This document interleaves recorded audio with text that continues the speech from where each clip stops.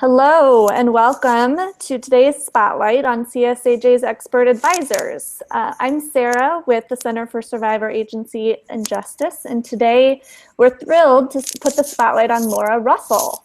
CSAJ strives to develop and promote transformative advocacy that removes systemic barriers, enhances organizational responses, and improves professional practices to meet the self-defined needs of domestic and sexual violence survivors. In this work, we really center on the intersection of poverty and domestic violence. And so multiple partnerships with expertise in diverse issue areas are really needed to enhance economic security for survivors. And CSAJ is really privileged and thrilled to have such a coalition at our back. They inform and guide our work every day and since CSAJ has come to be. So we welcome and are honored by Laura, who is going to share a little bit about who she is, her work and partnership with us at CSAJ, as well as offer some reflections on our efforts to address the intersection of poverty and domestic violence. So thank you for joining us, Laura, and take it away. Thank you. So as Sarah said, my name is Laura. I'm Laura Russell. I'm a supervising attorney of a citywide family domestic violence project in New York City. And I work at the Legal Aid Society, and I do have a co-citywide supervisor. So I supervise attorneys in the Family Domestic Violence Unit, as well as the DV Immigration Unit, as well as attorneys who do DV consumer work. So most of my clients are domestic violence survivors, and most of the work that I do is working with victims and survivors of domestic violence, as well as a lot of the immigrant populations of New York City. I got into this work a while ago. I've been working in this field for about 20 years now. In the beginning, I started in college wanting to represent rape survivors. I got active in the Take Back the Night marches, which were just beginning when I went to college. And I would work with survivors of sexual assault as a student advisor and a student advocate. And then when I graduated and I went to law school, I interned at the district attorney's office, which is the prosecutor's office in New York. And I came to realize that it is an amazing work that the district attorneys and the prosecutors do. But for me, it didn't go far enough in actually working with the survivor, that after the case was over, the survivor still didn't have the necessary means that they needed to move forward in their lives with regard to therapy, and if they were married, with regard to a divorce. A lot of work that I did was with domestic violence survivors and sexual assault survivors who were married to their partners. And so it was after that internship that I really wanted to work more in the areas of matrimonial law or divorce law and try to help the client with the ultimate step of breaking free from their abuser, which is a divorce for many, many of our clients. I really became passionate about working in the consumer part of divorce law and the economic part of divorce law through the beginning of my career, when I worked with clients who were mostly did not have any access to any of the finances of the marriage. They were usually either stay-at-home parents, or they had come here from a foreign country and they did not have English skills. They were not allowed to learn English. They were not allowed to have a debit card. They were not allowed to access anything that was going on financially within the marriage. And when the domestic violence increased and they finally decided that it was their time to leave that marriage, there was no place for them to go. And there was nothing that they could do, and they fell into abject poverty. And so with the divorce, I was able to help them get alimony, which in my state, New York, is called maintenance, as well as child support, as well as distribution of the property. And I also dealt with the debts, which was a very large issue in a lot of my clients' marriages is that they had a lot of debts in their name that they didn't even know much about. So many of my clients throughout the years have become not only acquaintances but friends, in that they call me and they tell me how they're doing, and we talk about their lives. I have some amazing success stories having done this for so long. I have clients who came from their country, and when they were here, they received great educations after the divorce, and they were able to become physician's assistants or nurses. I've had a client who became a lawyer who advocates for human rights on the international level. All jobs that create great financial security for them, and that they're able to support their family regardless of whether their abusive former spouse is supporting them or not. I've had other clients who have gotten on Social Security after the divorce, and they've been able to stay financially together. I've had clients who call me that their children are going to college, that they're the first in their family to go to college, and that they're very happy that they were able to do it only because they were financially able to keep their kids in school, and that after the divorce, because they were separated from the abuse, they were able to be healthy and move on with their lives in a positive way. So I love my clients, and I love their stories, and I love to hear from them. And I know that they're all doing well after the divorce, or as best they can. And part of the reason for that is that I was able to secure their financial distribution that they were entitled to. One of the other things that I got involved with when I was working with divorces was consumer issues and representing domestic violence survivors in consumer matters. And that included a little bit of foreclosure defense and a lot of consumer matters regarding credit card debt and medical debt. And sometimes we handle that in the divorce, and sometimes we handle that outside of the divorce, or the parties aren't even married and we handle that through consumer cases. I think that's how I got connected with the CSAJ, the Center for Survivor Agency and Justice, and Erica Sussman. I was working with survivors of domestic violence doing a lot of contested divorces, or divorces dealing with a lot of economics and financial distribution. And I started doing some consumer issues for my clients at that time that I had done in the past, and I was reinvigorating that. And we were a small group of people who, together with Dora Galakatos at the Furyk Center, were working with survivors. And I think we all met probably over coffee to discuss what was going on and how we could replicate some of the projects that were happening in New York, as well as try to get more legal services and legal aid attorneys involved in consumer matters and financial matters for the clients. Unfortunately, one of the issues in public interest law is that it's always difficult to deal with the financial matters for our clients, that the first and foremost important thing is safety. And that a lot of the time, because we don't have that much funding, the only thing we can do is to make sure our clients are safe, to make sure that they have the custody and the visitation rights for their children, and maybe the child support. But a lot of times the additional financial things that our clients need, whether it be benefits or food stamps or alimony or child support or distribution of property, we just don't have the funding to do. So I know Erica and CSAJ and I were trying to figure out mechanisms to help the other legal services and legal aids across the country to represent in the clients and the survivors in these financial matters.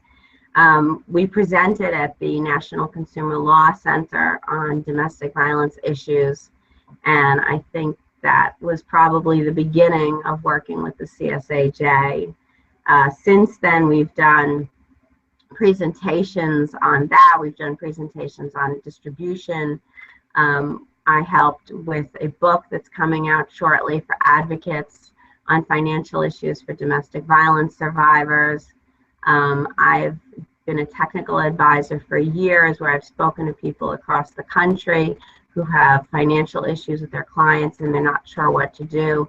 There's a tremendous intersection between bankruptcy and foreclosure and consumer and divorce, and just trying to navigate even some of it for our clients is daunting. And as a technical advisor, I'm able to help navigate it for the advocates who can then at least help their clients to see what's going on and how they can better themselves and what's the best attack mechanism for all those types of issues. Many of our clients have all those issues. They have consumer cases, they need a divorce, that bankruptcy is an option that may be the only option for them at that point, and the house is in foreclosure. And so figuring out the best way to deal with all those issues so that our clients come out with the most favorable result is one of the things that I try to work with at the CSAJ.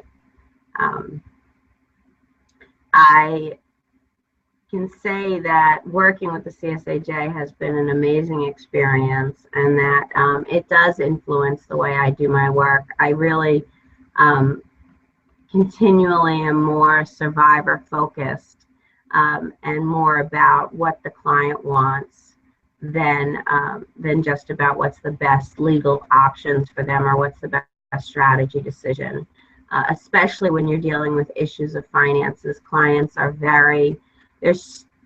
there's so much pressure from today's society on how you should deal with your finances and how you should pay off your credit card debt and whether you should declare bankruptcy and how you should try to save your house. And I mean, every time you go on YouTube or Facebook or Google, it's going to tell you the better way to save money or the better way to pay off your debt. And really, our clients get bombarded with that on a daily basis, and trying to weed out what is sensible advice for them, as well as what's the best advice for them, as well as what their best option is, looking at them and what they need, is really a something that the clients themselves have to do more than you as a lawyer can do for them. And so the CSAJ has helped me to become more client focused and realize that what the clients feel about money is just as important as what the best legal strategy for them, and how they can emotionally handle all the ups and downs that come with not having money and having to deal with collection agencies calling on a daily basis, and dealing with how to pay the bills is a very important part of our job, and something that we have to do and really listen to the clients on a regular basis.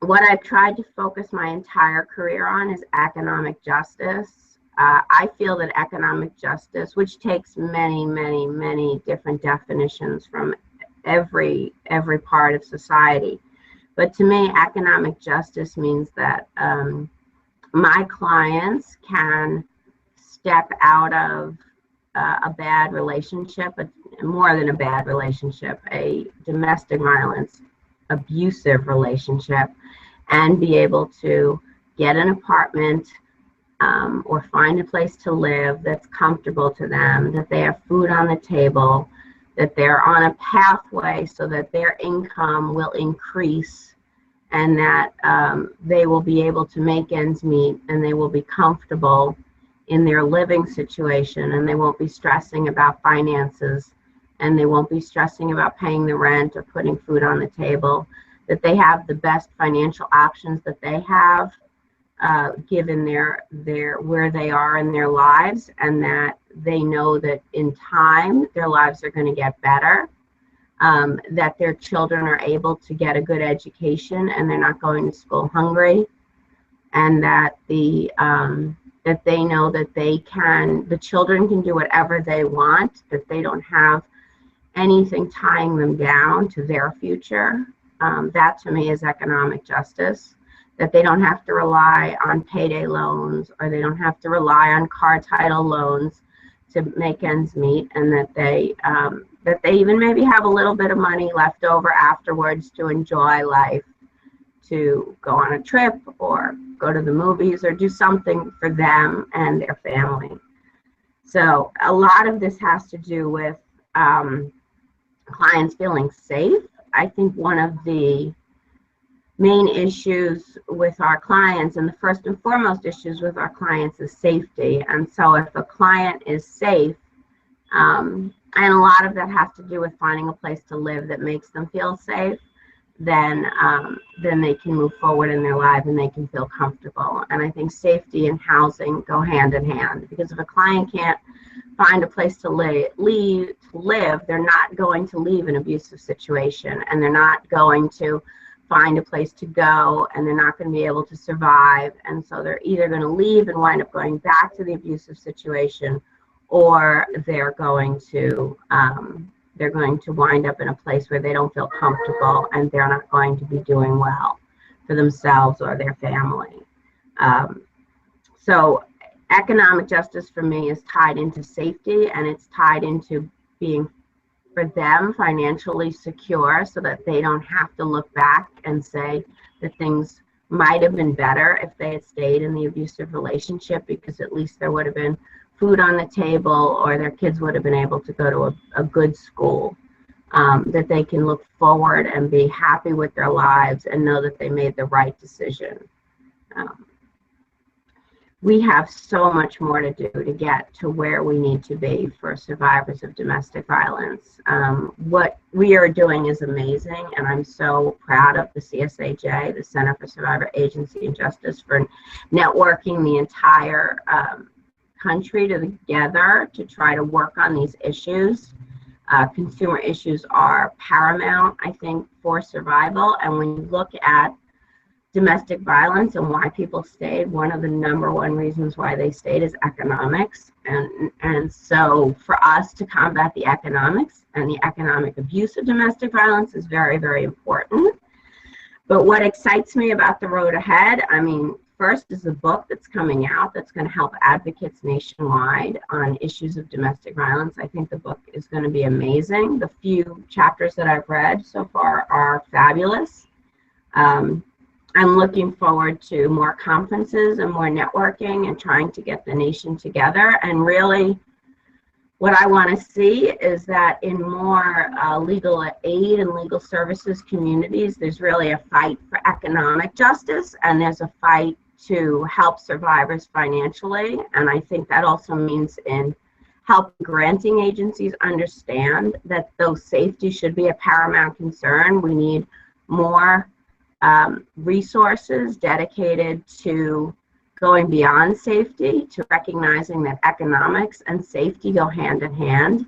And so therefore, if we can get more resources, whether it be grants or foundations or donations that are actually going to help us help survivors to economic safety, I think that's what excites me about the road ahead, and I look forward to going forward. I think that there's been a huge push in this country to recognize that economics are a huge issue, that the wealth gap continues to widen, and that there are people being left behind. And one of those groups that is being left behind are domestic violence survivors.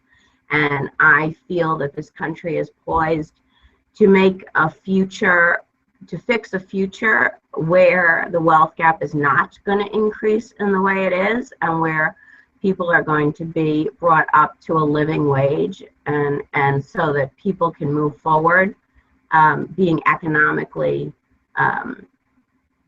free from various types of loans and debts, and to actually work in a positive way in this country to try to make sure that everyone has a safety net that's viable and is a living wage and a living safety net, so that everyone can work towards a good economic future. I mean, I look forward to that, and that's what I hope that the road ahead brings. So, thank you. Wow, thank you, Laura. And as you heard, Laura is a fierce advocate for clients as well as for our national and collective work, and I really appreciate you. I know that Erica and everyone here at CSAJ loves working with you for those reasons. And you also heard that Laura's holds really unique expertise at this intersection of consumer law and family law, and has really been critical in and helping to develop some of these critical tools for advocates and attorneys across the country that we continue to hear that they're thirsty for. And so as she mentioned, she's contributed I don't know how many extra hours of her already busy day to help in this guidebook on consumer and economic civil legal advocacy that's poised to release this fall. And you can also check out CSAJ's website at www.csaj.org, where many of her trainings and resources are already there for your enjoyment. So thank you again, Laura, for everything, and for taking part in this spotlight. Thank you.